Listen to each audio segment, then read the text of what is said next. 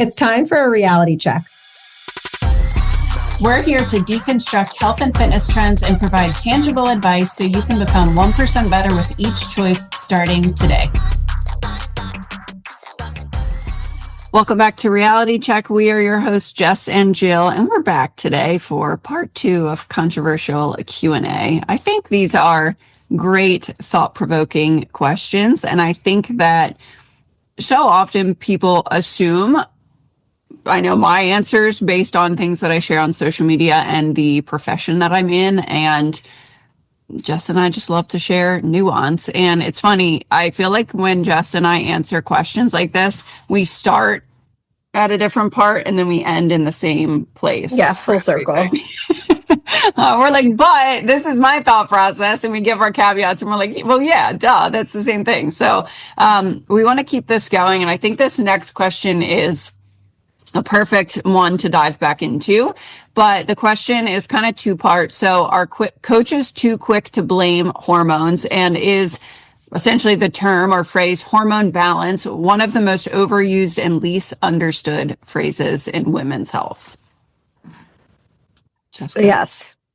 Okay. Yes. I think coaches are too quick to blame hormones. I also think that people want a quick answer. So when you market and say, hey, we can help you with your hormones, women are like, ding, ding, ding, because that must have been my problem.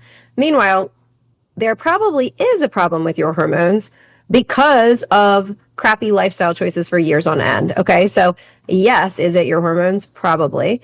But the why still remains the same. And we're going to work on that while also doing, if we're doing a more advanced protocol for somebody who's hormones, we are not neglecting the basics that you've probably been neglecting that got you there in the first place. So personally, I think I tend to push, okay, the basics. Let's lift 3 to 4 times a week. Let's eat enough protein. Let's eat real foods and less processed stuff. Let's get sleep. And that's not sexy. Nobody wants to hear that. So I think that that's not what women are looking for, which is, again, it's annoying because everybody's always chasing like, what's the hottest thing? But as I've learned more and more, I realize like, oh snap, okay, cool. There are some protocols we can do to get them there faster, but also they need to change the underlying things if they want to keep the outcomes from said protocols. Yeah, I think that it's interesting, generally speaking. I think when women have constant fatigue and bloating and feel like they can't lose weight, it's generally not, okay, I can't lose weight because I have the hormone imbalance, right? So I think just the thought process. Yeah, that's true. I generally do think there probably is something a little bit underlying, right? Like if you don't feel good, it's probably there. However, it's important to differentiate that likely what you're feeling and experiencing is the product of you trying to diet endlessly, not giving your body enough nutrients, sleep, recovery, all of those things. So we always, when women come into our program, make it crystal clear, hey, for the first 6 months, weight loss, physique change, anything along those lines is much lower on the priority list right now. If you're coming in and you're exhausted after 8 or 9 hours of sleep, no matter like any day, you're just tired, you're bloated, you're whatever, we have to give your body enough fuel to function properly. And then we can place some pressure and demand on it for a stressor like fat loss. So I do think that like, there's a couple, like there's so much nuance, right? Like there's so many, the whole body works together too. Yeah. It's like none of these things are isolated things. Yeah, but you go to the doctor and ask for help for fatigue, right? And it's funny, somebody commented this in my post the other day. Like I was like, why are we so scale obsessed? Like if you just focus on building muscle and taking care of yourself, you're going to have the body you want. And she was like, you know, it's funny. I go to the doctor and I say, I'm tired or I'm bloated after every meal or I have insulin resistance or my glucose is going up, whatever. And she's like, my doctor's answer is always to lose weight. But I say, hey, I'm coming here because I can't lose weight. And they're like, well, you have to lose weight to fix the same thing so you can lose weight. And she's like, what do you mean? Like, what am I supposed to do? So I do get healthy. You need to get healthy first. Right. And the healthy inputs. 2 different things. Yeah. Yeah. So I think it's just that problem. Even before we ever ran labs for clients or did Dutch tests or anything like that to see the outcomes, like, oh, what's this specific picture? We were already working to support hormones when we were doing basic metabolic coaching and spending our first 6 months doing a build phase, that in itself is regulating your hormones and making them healthier and setting your body up for long-term success. And a lot of times what we would hear, again, well before we were ever running labs or doing targeted hormone protocols, we would have clients come to us and be like, oh my gosh, my hormonal symptoms are going down. I don't have migraines anymore with my cycle. I'm not bloated. I'm having my libido's improving. All these things that are clearly sex hormone related issues started to improve because we were feeding up. We were focusing on strength instead of cardio so much. We were prioritizing rest. So our hormones were naturally balancing as we were beefing up the metabolism and making their metabolism more robust. Yeah. And, we describe it like hormones are your check engine light, right? Like hormones are a side effect or a symptom of some other underlying issue, generally speaking. So, my goal in my messaging, as much as I can, like I sometimes I get shade or whatever in some of my posts because they're like, well, what about this? What about this? And I'm like, I have 60 to 90 seconds to talk. Like I'm doing the best that I can. But my goal in content and the information that we put out, especially on this podcast where I do have more time to explain everything, is to think critically, to understand that everything's connected. I put out a post yesterday about thyroid, and this woman and I were talking, and she was saying how she's Hashimoto's, so she's been low thyroid for a long time. Her doctor only checked her TSH for the last 2 years. She's exhausted. She's on medication. Her dose is going up. She's not feeling better. Then she goes, and now her cholesterol's high, and her doctor's like, well, I need to put you on a statin. And she's like, but why? Like, I'm 32. Why is my cholesterol high? And like, why is the doctor on the other side not thinking critically enough to put those puzzle pieces together to understand the connection between thyroid and cholesterol and cortisol cholesterol? So for her, there are lifestyle changes that she can make for free instead of going on a statin and just layering in these Band-Aid solutions. So instead of, we obviously can't ask conventional medicine to think critically in that scenario for us, and that's fine. They do a great job in other areas. My goal is to teach women and individuals to think critically for themselves and to be okay in that scenario, right? Where she said to the doctor, why do I need a statin and what are my other options? At the end of the day, that's the goal, right? Is to understand what it takes to be healthy, be balanced, and think critically and advocate for yourself, right? If you don't feel good or you don't want to layer in a medication, not saying medication never has a time and a place, but just understanding the why behind it. So the term balance hormones is very loaded, very broad, very large bucket. And we have to understand, great, there probably is a hormone imbalance if you don't feel good, but we got to get to the why. So that's my nuance to that question. Yeah, but I think that's I good. think it's very overused and not understood 100%. Another question that was on this Q&A, I think it ties right into this, so I want to go into it next. I'm skipping ahead here. Are women blaming perimenopause for symptoms that are actually just the result of years of low muscle mass, low food intake, poor sleep, and chronic stress? And the answer is yes, 1000%. And I see this so clearly when I have menopausal women who do not do the inputs we recommend claim that it's because of their hormones that they can't change or they can't feel better. And then I have other women who are also postmenopausal. So again, I'm not saying hormones are not a factor here. They are a factor. Our hormones change after a certain age. It happens. But this uphill battle that many women are fighting, the women that I'm watching lift weights and nourish their body and eat whole foods and eat plenty of protein, those women are not experiencing the same challenges when it comes to body comp, and it's harder than somebody who's a 25-year-old, right, with optimal hormones at the peak of their little hormonal life, right? It's going to be harder, but if I'm comparing both of those menopausal women, the menopausal women and the clients that I have who are doing what we deem to be the right things, not what society deems to be the right things of under eating and only eating protein bars and stuff, they see change.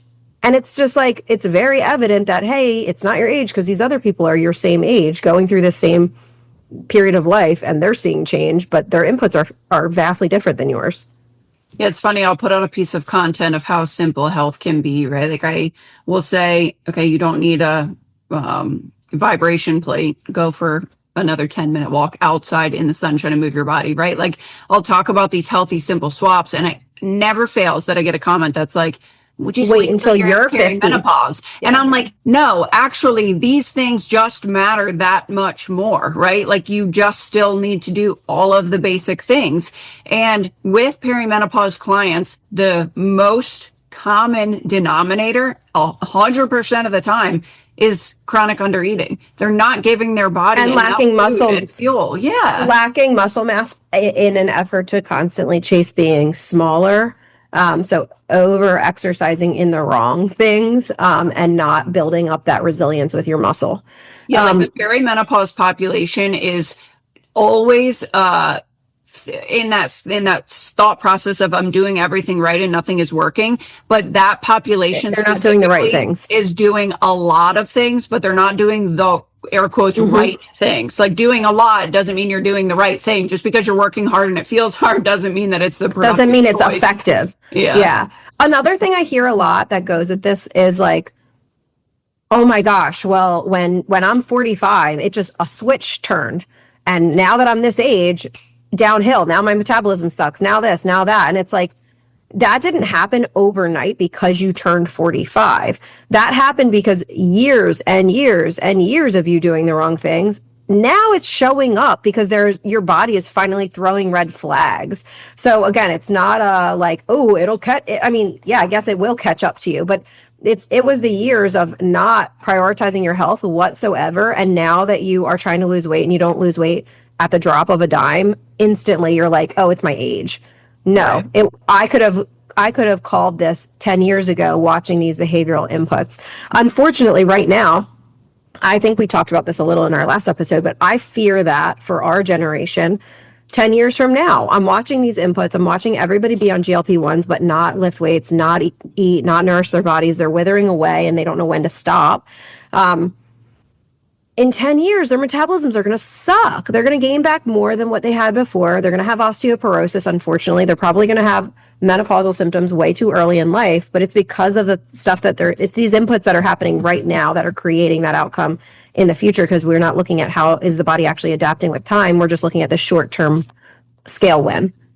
Well, and it's interesting too, because they so often associate, and this is a really tough part about like health and fitness in general, is it's a constant evolution of correlation is not causation. So the shitty thing is that when they cut carbs, they're like, I lost weight. So in their head, they're like, carbs are bad. But in reality, you just created a large calorie deficit. So now they live their entire life thinking my body is sensitive to carbs because I don't lose weight when I am eating carbs, right? So then it's this years and years. And your body adapts to whatever you think. Yeah. So you think that's the right thing. And then all of a sudden you don't feel good, and you don't associate not feeling good with chronic carb or calorie reduction because you think that's a solution. So now you're doubling down on the very thing that's creating your problem. But because at some point it gave you an outcome that you desired, you associated that with a positive. It's the same thing with this concept of being skinny or smaller.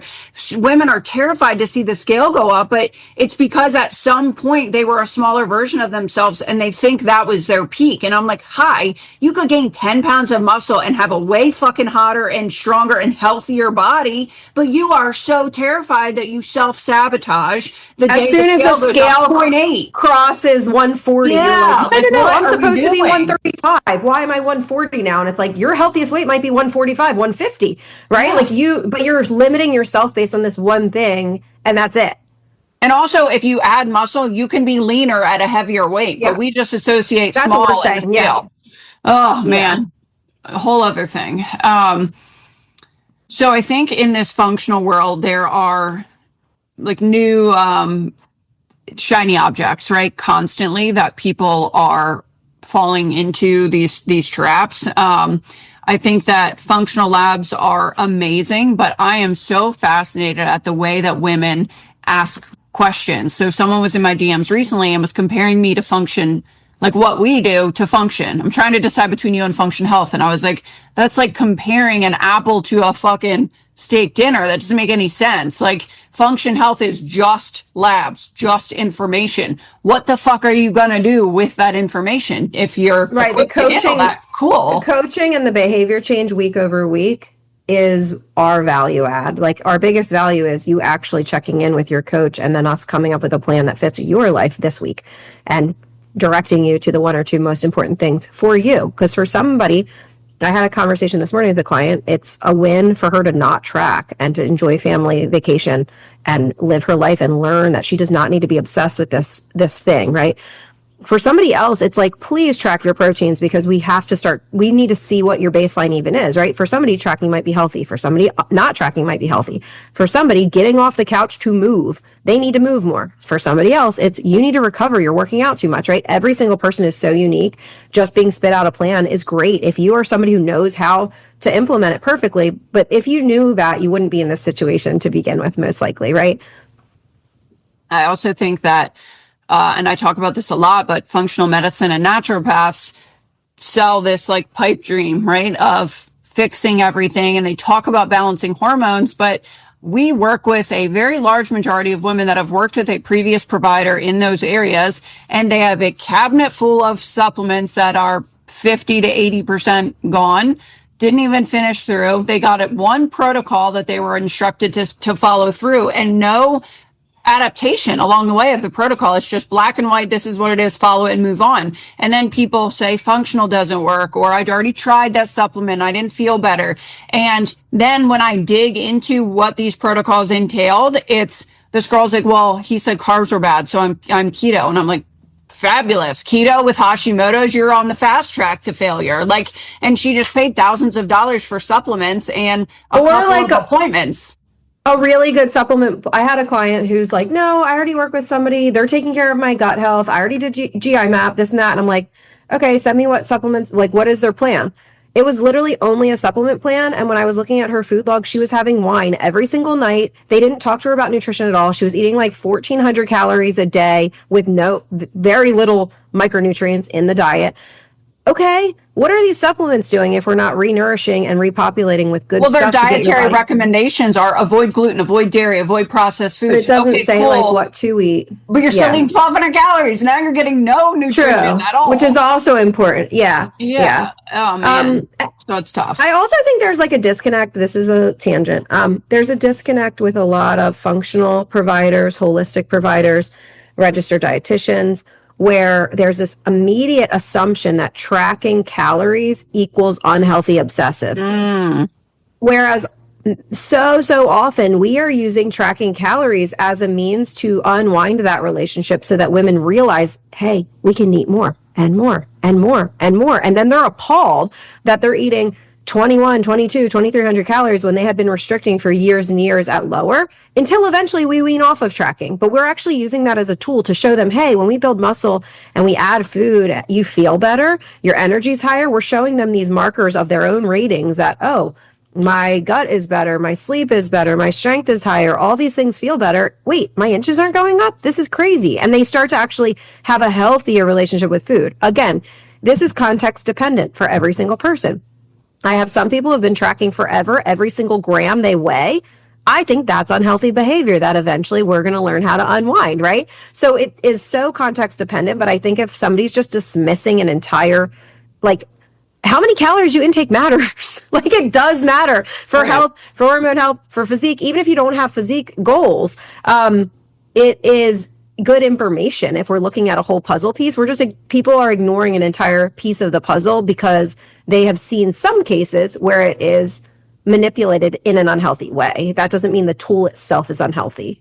Yeah, which segue into healthy eating or clean eating. Healthy eating is this thing that people say they do, right? I eat really healthy. I don't know what the problem is. Again, just another variation of under eating. One, often. Two, so many women say something along the lines of, I'm eating healthy and I can't lose weight. Okay, you can overeat and eat healthy. That's true. Make healthy, nutrient-dense food choices, but you can also undereat and make nutrient-dense food choices. So, like, circling back to what Jess just said, and both are good. Matter, right? Yeah, we want you to make healthy choices, but ultimately, we want you to add nutrient dense. Well, and then there's this other caveat of like, what is healthy to you might be correct, unhealthy to me because maybe I'm further along in my health journey, right? So there's defining what does healthy look like. Are we adding nutrient dense foods? What types of nutrients? Is somebody only thinking they're eating healthy because they're getting enough protein, but they don't get enough vitamins and minerals and fruits and vegetables? Low fat food, right, food options. So one is defining what do they mean by healthy. Then two is, okay, now within that, what does that look like? Like you said, I have had lots of clients who eat so well. They eat more nutrient dense than I would even think about eating. Wonderful. But their metabolisms are downregulated and their hormones are jacked up because they're eating like 1,300 calories a day of this nutrient dense food, and they're exercising all the time and they're just undernourishing. And Yeah. I like this analogy. Jill uses this all the time, but like, if we only have so much coming in terms of energy, our body has to keep the lights on first. We don't have excess resources to be spending on hormones when we are just trying to keep our brain operating on a day to day because you're giving it the bare minimum. Yeah, like food is how your blood flows and how there's air in your lungs and how your heart does its job and your brain does its job, right? And then we're wondering why we don't fucking feel good when we eat 1,200 Or why our calories. reproduction takes second fiddle, digestion takes second fiddle to just staying alive, to keeping your heart pumping, right? So think of it in that way in terms of order of importance. Our body is, when people say survival mode, it's not like, oh, I can't lose weight because I'm in survival mode. It's like, well, your body is down regulating the extras, the fun processes, because right now it's literally keeping the lights on and doing the bare minimum. Yeah. And it's funny, like, this just like keeps evolving into like a new iteration of this question. But I was talking to somebody yesterday who's on tirzepatide, and we were talking about their labs and their glucose and their insulin. And I was like, okay, insulin went up in the last 6 months. Glucose is stable, but that's not, insulin's going up. So that's our bigger marker, right? Because insulin's working really hard and going in the wrong direction, despite your glucose being stable for now. A1C has trended upwards a little bit though. And he's like, but I'm on tirzepatide. And I'm like, dude, you're on an extreme microdose for whatever reason, because you're not even trying to diet based on what you're telling me. You're not at a therapeutic dose for changing, like driving the change that you want to see in those numbers, first of all. Second of all, your habits fucking suck. You fast endlessly. You don't eat nutrient dense enough. You don't get enough protein. And I think people don't realize when you undereat how quickly your natural day-to-day movement declines. Every woman that comes to me on GLP hanging on for dear life is getting 3,000 steps a day. And I'm like, wow, if we just took this out and gave you more food so that you had the energy to actually function as a human being in your day, one, you would feel better. And two, you can move your body and it would probably offset and even needing this extra thing anyway. And you guys all know I'm not against them, right? They're a tool in the toolbox, but like, what are we doing? Like these, if we're not maintaining like healthy habits, it's inappropriate. Yeah. Yeah. And I'm like, how about you like eat a vegetable and go for a walk? This like 0.1 tirzepatide isn't going to do anything for you. And whatever. So anyway, we are putting GLPs in this day and age on a pedestal. And I think it's terrifying, quite frankly. And I think, one of the questions I have in here is, are GLP medications exposing how broken the industry has always been? And I think that's 100% true, because we're constantly chasing a solution that is anything but changing your fucking habits. Like, holy cow, just walk and eat whole foods. Why is that so complicated? And lift some weights. Well, it's complicated because it requires inputs, it requires change, right?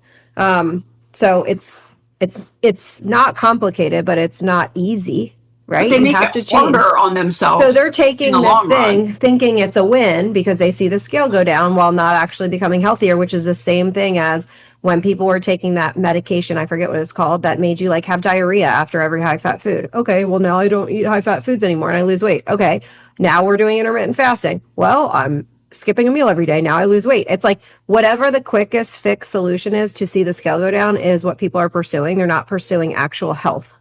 Yeah, absolutely. And that is the flaw at the end of the day, is that we're not putting health first, we're putting it second, or we are associating health strictly based on with the scale. Weight. And that is a problem in and of itself.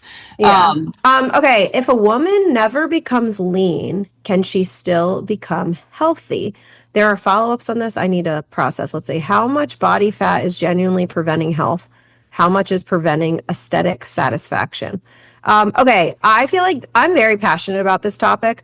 And I think it's like twofold. I'm passionate about it in both directions because I think when there was like the body positivity movement where people are treating self care as laziness, it's like I have a problem with that when people are saying, oh, just treat yourself, you deserve it, blah, blah, blah, healthy at all sizes without changing inputs. That's giving people terrible health advice and it's asking for to lead to chronic disease, right? I also have a huge, huge, huge problem with coaches that are on the internet saying, like, surround yourself only by fit people because you are a compilation of the people that you're with. And if you're around obese people, you'll become obese. Like, whoa, you don't know those people's journey. You don't know their inputs. Maybe they are so much healthier than they were 3 months ago or 2 years ago. Just because somebody's outward appearance is not, ooh, perfect body composition, they could have healthier inputs than the other person at the low weight that we just talked about when we were talking about GLP-1s, right? So if a woman never becomes lean, can she still become healthy? I would say yes, but I would also say it's all relative, right? She can become healthier than that old version of herself. Now, some level of excess body fat, there's a point that we reach where, okay, if you have an excess beyond this amount, you are going to be at higher risk of different chronic illnesses, and there's truth behind that. So if you don't chip away at that excess body fat, are you still going to be at a higher risk for some of those diseases? Yes. Also, somebody who's super under muscled is going to be at higher risks of other illnesses and issues. So rather than pushing either in terms of aesthetic appearance, I think we should push inputs of, okay, are you moving more? Are you eating more whole foods? Are we taking care of our nervous system? Are we getting some cardio sometimes for our heart health? And then you compete with yourself year over year. I just really hate the feeling of people feeling isolated in either direction based on their physical appearance. I think that's horrible. Yeah, I agree. I think health is just like you have to look at yourself and monitor your own progress over time. And I have said this before that, I mean, pursuing weight loss for me was the gateway to where I'm at today, right? Like that's not uncommon where their sole purpose and motivation in earlier stages, especially when we're younger and are in our 20s and our body can tolerate a lot more of our bullshit and bad habits. Yeah, maybe weight loss is an initial motivation. And I hate that there has to be a lot of times some type of like health event or, just being in a really not good place with our bodies for people to drive some people to make the change, but whatever it takes at the end of the day, right? Everyone's on their own journey. But I think ultimately that we are so focused on weight loss, especially with GLPs, especially with, and I made a video about this the other day, and of course I got ridiculed in the comments, but you know, I was talking about Demi Moore at a recent event and how thin she was, right? Like she noticeably lost a good bit of weight compared to other times that we've seen her in the media. And I was talking about how an article came out calling her physique jaw-dropping. And look at her toned arms. She's extremely thin. Yeah. And everyone was like, stop body shaming. And I'm like, it's not about to me. It's about the article and the perception of her body and the narrative that we put out. Celebrating the societal pressure to be a stick thin and thinking that is the thing that we should be chasing after. And I think that's the problem. Yeah. It's terrifying. And again, I think it goes in both directions because I think 5 years ago it was the opposite. And it was like the cover of Sports Illustrated with plus. Yeah. And again, I don't want I want every woman to feel comfortable in the body that they're in and also pursue health, period. Whether you feel great in your skin right now, whether you feel uncomfortable in your clothes right now, I hope you can get to a point of acceptance of where you are physically so that it is not a mental weight while also pursuing health. I don't want anybody to feel isolated because of their body, but why are we celebrating either end of unhealthy? Yeah, I agree. I think that's really the name of the game with like media, really, is that we treat everything as black and white. And this health is so not either, right? It's not black and white. It's not straightforward for each person. To your point, like healthy for one person on their health journey looks totally different for someone else. I mean, I get comments all the time of like, oh my God, you cooked with parchment paper or you did X, Y, and Z. And I'm like, for fuck's sake, I'm so sorry that I'm not this like perfect epitome of what you think I should be. But like, I'm on my own fucking journey. And guess what? I have parchment paper and that's what I baked with today. Like, get over it. But it's really interesting how whenever I see those comments, I just know it's people projecting their own shit at me, right? Which is fine. I can take it. I don't really care. But There's I think also, it's funny with the biohacking world, the expectation that's true that everybody's perfect with everything.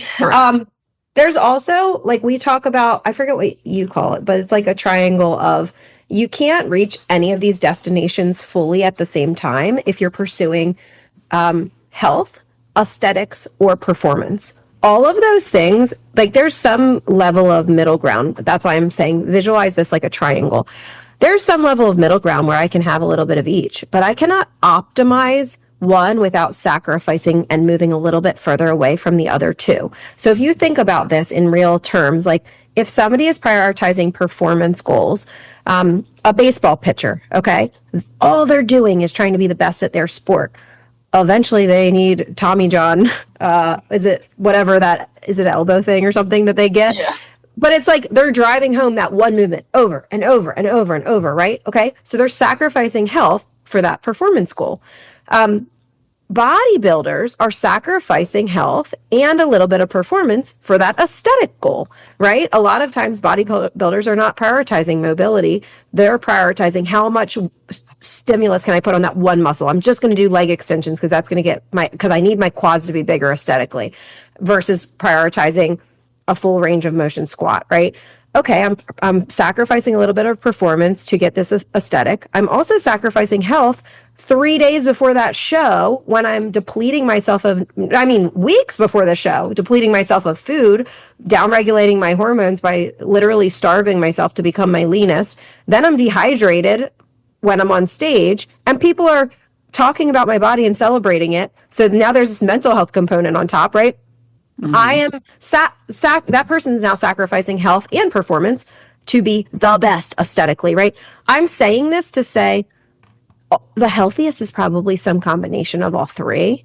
But just know that if you're driving hard in one direction, you're going to have to kind of sacrifice the other two. And if you're thinking you can optimize all three at the same time, your expectations are unrealistic. If you tell me you have hormone, I really want to work on my nervous system.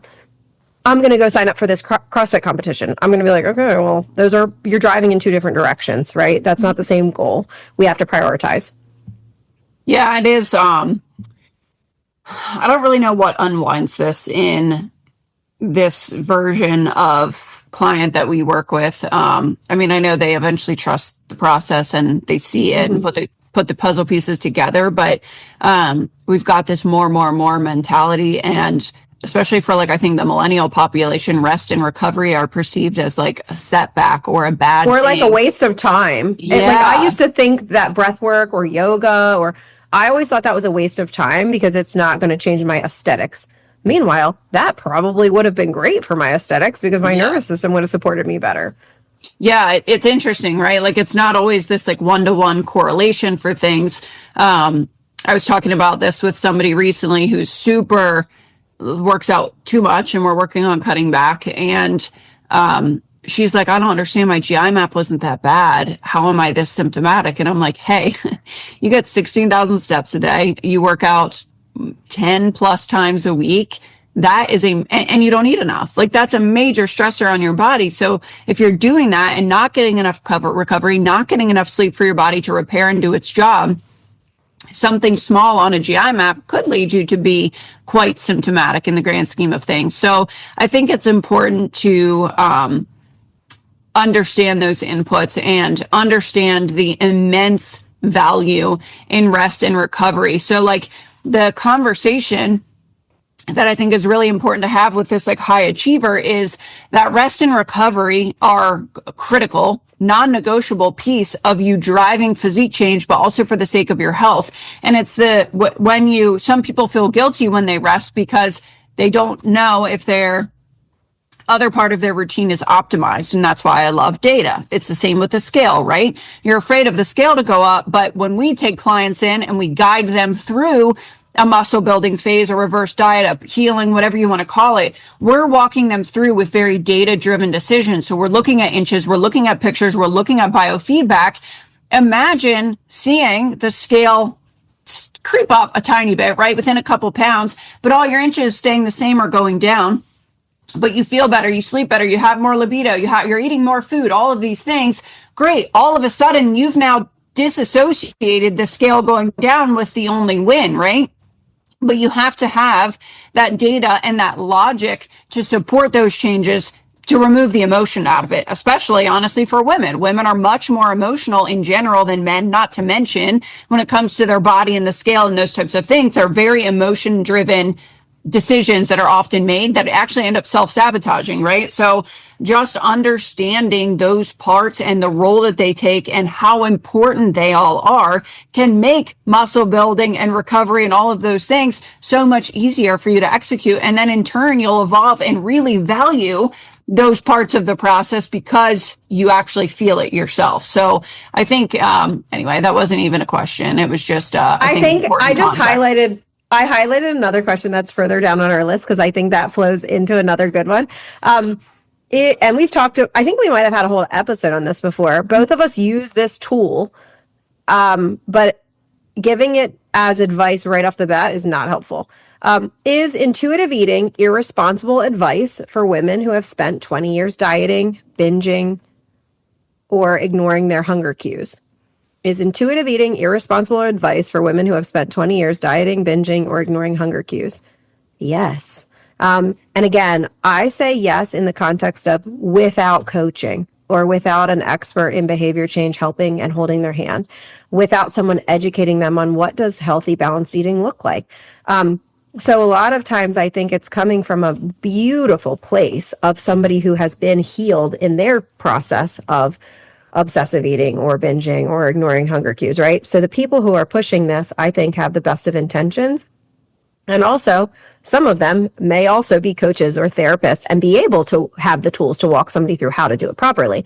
However, when it's just taken as advice on the internet, like anything else out of context, our bodies are built for survival and storing up energy for future us to just stay alive, right? So if I only go off of cravings, and I know the word is intuitive eating, not going off of your cravings, but if I go off of, oh, well, my body wants this now, it must need it, I'm going to go down a quick obesity rabbit hole, right? Like it's a very quick path to unhealthy, which is what has happened in America over time, right? The more processed food that's hyper palatable becomes available to us, the more and more and more we tend to accidentally overeat. And then that leads to these other issues. And then now we have these chronic diseases that are abundant, right? That's happening because people are listening to their body and just getting what they want. So I think sometimes we don't even know, when we're talking about intuitive eating, sometimes we don't even know what are those signals. What should it feel like to feel healthy?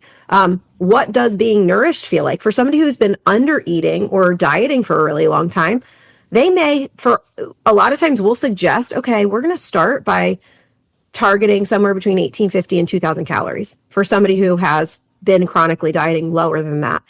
The first week, they're like, I can't eat this. I'm so stuffed. Okay, well, that doesn't mean that we shouldn't be eating that. That's your body hasn't been adapted to this in a long time. It might take us more time to gradually get there. Once you get there, a lot of times people are like, whoa, this is crazy. I have more energy. I feel better. I'm able to go to the gym because I actually am motivated again. I have less brain fog. Then it becomes easier and easier to eat more because now your hunger cues are adapting back to the levels that they should be.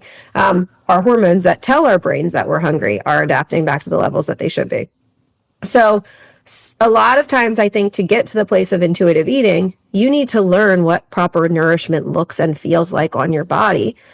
Then we also need to test it without tracking and without having perfect data all the time. And if that turns into you burying your head in the sand because, haha, my coach won't see it, so this week I'm just going to eat like shit, you're going to feel bad and you're not going to, that's not the place that we're trying to get to, right? We want to get to a place where we can wean off of tracking and you realize whoa, this is now just my habit. And I eat well most of the time because it feels good. And then sometimes I get ice cream with my kids because it's worth it for the social time. And I'm not even worried about the calories.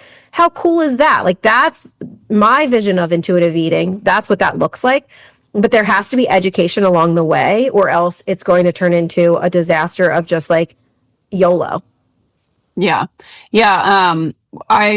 In the context of intuitive eating, I think that sometimes women lean on that when they come to me and say, I don't feel good, I can't lose weight, whatever. And I think there's, again, multiple sides to it, but like intuitive eating, it kind of ties into the healthy eating, right? Like I think people use intuitive eating as like a crutch to not hold themselves accountable, to your point. But the other side is I think people talk about intuitive eating, but if then that person tells me they eat intuitively and I ask them, hey, like when's the last time you intentionally ate over 2,000 calories in a day? And they're like, well, never. Well, how are you eating? What intuition are you eating based off of if you have no idea what it feels like to eat a sufficient amount of food for your body, which is why the process that we walk women through and an evolution that I've had in my own like practitioner journey is that I love macro tracking for the sake of having the data to see what does it actually mean to eat healthy? What does it actually mean to eat this amount of food? If your maintenance calories are 2,300, how many meals does that look like for you in a day reasonably? How much protein does that mean you need to get? What do your serving sizes and your portions look like? If you have a little bit of fun food, what does that look like? But you can't do that intuitively if you've never done it intentionally, right? Like consciously. So you have to develop that skill over time. And it doesn't mean you have to track to get to that point, but it does mean that you need some method and awareness. That's what I was going to say. There's ways of tracking that aren't tracking every gram in MyFitnessPal for macro tracking, right? You don't have to track macros. It could be, and again, we have women who coach in all these different ways. If you want physique change, tracking macros is an easy way to get there. However, I have clients who do food journals where they upload pictures and they just jot down what they had that day. Cool. It gives me some sort of data to work with to say, oh, I see a gap here. Most of our meals are primarily fats and carbs. Can we squeeze a protein in? Or, oh, you're actually really good at eating proteins, but I haven't seen a colorful food in a week. Let's just start with adding a serving of a fruit or vegetable each day. We're coming up with strategies that fit their life to make those adjustments as we go. But we have to have some data to go off of. It can't just be totally blind. Yeah. And it's okay also if you feel like you're in a season of life where you can't monitor that in that manner, but then you also can't say, well, why am I not seeing the change that I want to see? Sure. Well, because we're going in blind, right? You can't change what you can't see. You can't fix it. We generally take a macro-based approach with the women who are seeking physique change because it's very simple data, right? It gives them more flexibility and it's very black and white, right? In terms of what lever we're pulling and how to manipulate. But again, I think that data is incredibly helpful for women that come to us that have been under eating for a long time, where we can show them the data as we're slowly working calories up. And of course, there are people on the internet and other people that work in the space that argue against reverse dieting. But I think the biggest part of reverse dieting is the psychological component of not taking someone from 1,200 to 2,200 calories tomorrow, and also digestively, right? But like that gives them time mentally to catch up to that food amount and make it a more gradual process. Sometimes we can just rip the Band-Aid off and that's great, And to make it intentional, because a lot of times people are overeating accidentally. So like, okay, even if I just say eat more, that's not helpful. Right. Even if it's not technically a reverse diet because they already were eating that caloric amount prior, we're practicing doing it in a nutrient dense way. It's feeling like more food to them because they have more protein and more fiber. So we're calling it this reverse diet. For some people, it truly is. We're building calories up. Again, I call it a muscle building phase because in all of these cases, we're programming really effective strength. Like anybody who has ever done some sort of physique, had some sort of physique goals, knows what a build phase looks like. We're pushing them a little bit past whatever maintenance is. And for many of my clients, it's gaining weight during those first 6 months. They're staying the same in inches or they're losing inches, which is pretty cool. Again, we're now unlocking this thing in their brains where they realize, oh, snap, the scale's going up, but I actually fit better in my pants.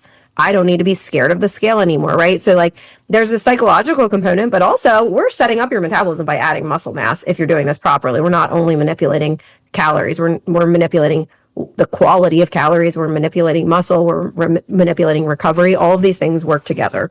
Yeah. And I just, you know, hitting that point home when you talked about like eating ice cream with your kids, and the thing that removed that negative emotion around decisions like that in my life was making the decision most of the time to fuel my body and eat whole foods. So now when I eat ice cream, I'm like, great, I fuel my body 24/7, right? So like one indulgence is fine. It's great. It's not going to kill me. And that's really the point. But my anxiety, and I'm speaking for myself, and I know other people can relate to this, my anxiety around food and my choices, or honestly anything in life, if I ever had anxiety around the scale or my food choices or my body or whatever, it generally stemmed from me putting my blinders on and not wanting to be self-aware enough to the poor decisions that I was making. So then I would be anxious around that decision. But when I was owning those choices and I was consciously shifting them and making the better choice and holding myself accountable, then all of a sudden I didn't have that negative feeling or that anxiety around it anymore, because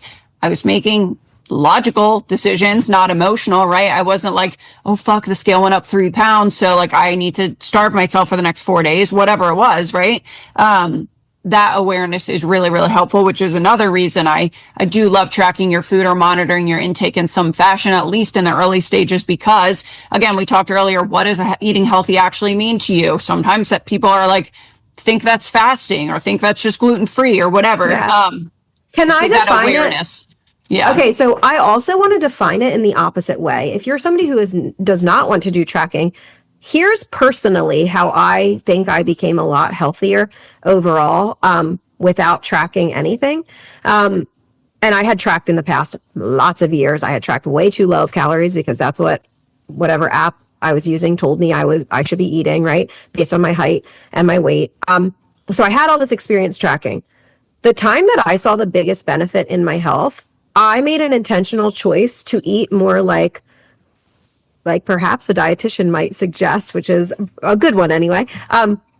Primarily whole foods, like think like a Mediterranean diet. I'm going to add as many colors and nutrients, and I'm still building each meal around a protein, but I'm going to add as many colors and nutrients and plants as I can to my meals without restriction. So if you're intuitively eating, if this is your goal to do that, I would recommend doing it within the parameters of testing yourself in like a Mediterranean or whole food primarily diet. Along with that, I was training for skill. So instead of worrying about body composition, instead of worrying about the scale, I was training how stinking good can I get at these different power lifts? How good can I get with my barbell back squat? Can I improve my range of motion and mobility? How heavy can I deadlift? How heavy can I bench press? I spent a year doing that. And again, I was training in person at the gym at the time. So I'm training more than most people would train. I gained a significant amount of weight over the course of a year, probably like, again, I'm saying significant, but it was probably like 10 to 15 pounds in a year. I looked so good, but I looked good because otherwise, had I seen the scale go up by 5 pounds, I probably would have been like, oh, time to go into a deficit because the scale's starting to move. I strictly focused myself on my performance goals and how strong I could get, how hard can I lift every single set, and how much nourishment can I give my body. And it allowed me to be in a build phase without my psychological stuff getting in the way. And now I look back at those pictures of when I was my lightest. My lightest does not look my heaviest. Or my healthiest. I look healthier, 20 pounds heavier. Again, now this is years later in terms of like when I thought I was fittest, when I was doing this Delaware and I was super thin, eating 1,200 calories and I was training hard, but like I was so much healthier postpartum, focusing on how many nutrients can I add and how strong can I get, but I'm not going to weigh myself on this body comp scale, and that's not my focus for this year. Yeah. Truly, I always like reach this next level and I'm like, gosh, this is like, feels like the best, healthiest version of me. And I honestly keep doing that over and over, right? Like, which is a beautiful thing. And I think it's a good reminder for so many women that think like, I know I can't get my 20s body back, or I know I can't get my college. Nobody, ew, I don't want my college body back. I was like drinking my face off and like not in good shape at all, you know? And also, I don't have time to be at the gym 6 days a week like I did back then. That's not the life I want. I want to be able to go have ice cream with my kids or a mimosa with my friend at brunch. Like, I don't want to have to be obsessed with that thing. Yeah.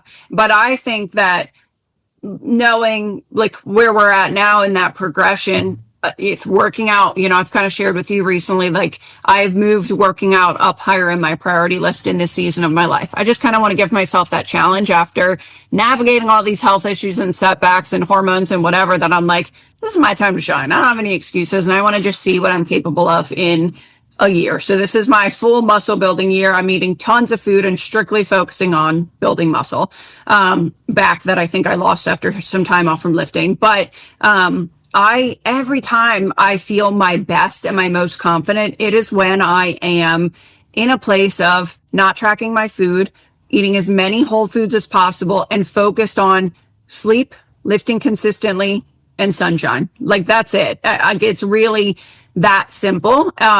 But I want to give the asterisk there that is after years of making physique change a higher priority, right? So we can't have it all. We can't say I want balance and I also want to lose 30 pounds in 6 months. That's going to require a sacrifice, right? Yeah. So like Jess was saying earlier, you got to pick a lane. You can pick the lane of I want to enjoy life and just have more balance and just feel good. Great. I love that for you. Full support. But you can't talk out of both sides of your mouth. Like you have to consciously decide that is going to be my top priority. And your inputs have to match what you think, what you say. A lot of times people say, oh yeah, I work out 3 or 4 times a week. And then we start tracking it. I'm like, you work out 1 to 2 times a week. Just because you want to be working out 3 to 4 times a week doesn't mean you actually do. Right. Like, so those expectations have to be aligned. When I'm talking about like that year that I became super healthy, not worrying at all about calories or tracking or anything, I was truly lifting hard 4 days a week. And I was truly eating a shit ton of fruits and vegetables and a protein at every single meal and almost all whole foods, right? Like it's an entirely different thing than when people say, yeah, I think I am. And then you look at your inputs and no, your inputs are not what's in your head. Yeah. You can't say you're dieting or, we do this with clients, right? When they're like, but I'm tracking everything. I'm like, you're not adhering to the targets we set at all. Just because you're inputting things doesn't drive any you're writing change. It down. Cool that you're getting better with the habit of being consistent daily of inputting your foods. But like now let's actually stick to the target based on the goal. So anyway, I think there's obviously a lot of caveats. We definitely just went full circle there. Jill and I do not track our foods. So again, we both have this underlying base education. So when we're talking about the intuitive eating thing, that is our dream. That's our dream, is to get every client to that place. When I hear coaches talking about, well, you better measure every gram if you're unhappy with your blah, blah, blah, blah. I don't put myself in that category of coaches. Like my dream is to get clients weaning off of tracking at some point. However, there needs to be a base level of education. There needs to be self-awareness is a lot of times the problem.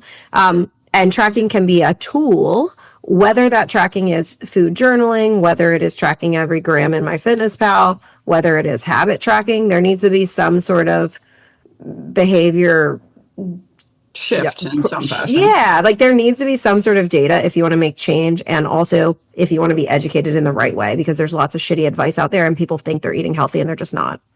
Yeah. And last question for this Q&A. If you guys are enjoying this, we can certainly do more. But this is a hot topic and definitely one of the biggest topics I talk about. Are women with normal labs being dismissed too quickly? Or on the other side, are functional practitioners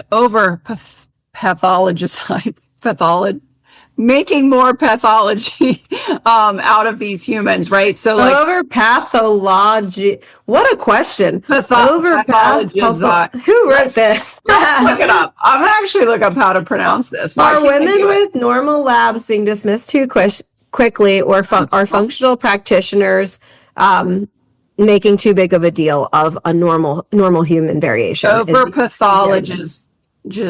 Over pathology. She just said jizz 3 times. I actually looked it up on Google for the breakdown of enunciation. And okay. It is a word, in case you're wondering. Anywho, are functional practitioners making mountains out problems, of molehills? Yeah, making problems when they don't exist. Wow, that was a hard one. I think both, but I think trends really matter. So like everybody's baseline is different. trends matter, right? If my fasted blood glucose tends to be a little bit higher than what yours is, but my insulin is staying steady year over year, I don't have a blood sugar problem. However, when I look at my insulin and it's climbed since having my second kid for a couple years in a row, I'm finally getting it back down, by the way, guys. That's now some level of dysfunction is a brewing, right? So I think trends over time really matter. I also think full context matters. I have a client who was in the middle of a fat loss phase and her liver enzymes were getting better. All these other blood markers were getting better, but her cholesterol was worse on this one lab snapshot that her work did to give her like a health incentive. And it sucked so bad because they based all this stuff just on her cholesterol number, even though all these other health markers were better. She had lost inches in her waist. She had lost body fat, but her weight was the same while losing body fat because we put on muscle and lost body fat. She lost inches. All these other markers were down. Well, her cholesterol was a little bit higher because she was mid fat loss phase where her body is getting rid of stuff. So our cholesterol can temporarily increase. And then when she goes back to a build phase, her cholesterol is going to be lower than it was before. There's not a doubt in my mind. So I think context of labs also matters quite a bit. Yeah, I mean, trends are important. I think as much as I want to collaborate with as many providers as possible, most of them isn't adequate.